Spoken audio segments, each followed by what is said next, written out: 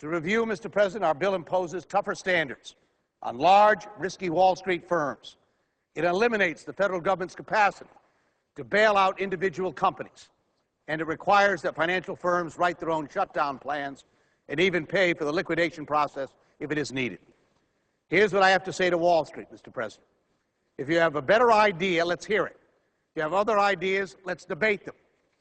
But if all you have up here is a black and white talking points that bear no relation to reality, don't reflect the efforts that have gone on for months to try and produce a proposal here that might attract broad support in this chamber, here where serious senators have done serious work, and nothing but write it off somehow by quoting a political strategist's talking points, then all of this effort, I wonder what's been made for over these many, many months.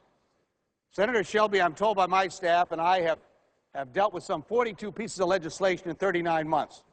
I'm told around 37 of them become the law of the land, because I've made a determination as chairman to work together wherever possible to achieve common points. And so my history is to try and achieve that wherever possible. And I take great offense at the suggestion it has been otherwise.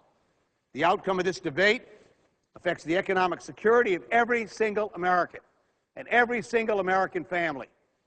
And what we've been through, we should never have to go through again.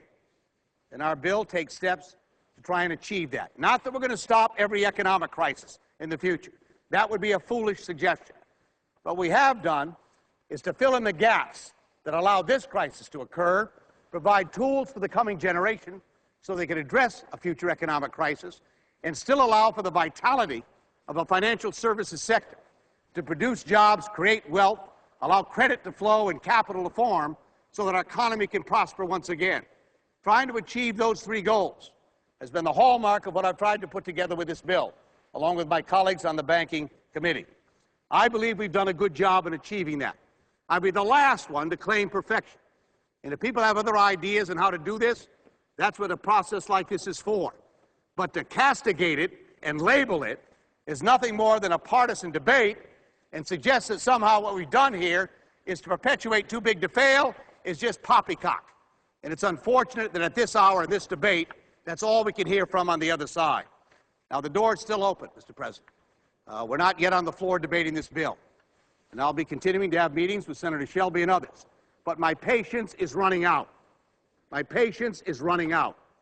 I've extended the hand. I've written provisions in this bill to accommodate various interests.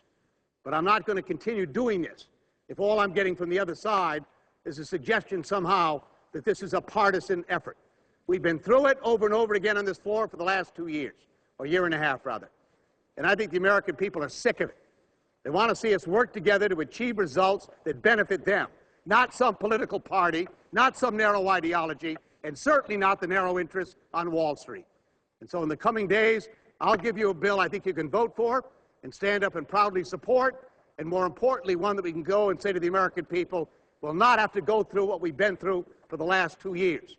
And never again should another generation face the kind of risks we did because of the gaps that existed in our financial regulatory structure.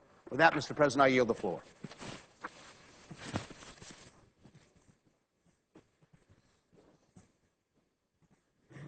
Consent, by the way.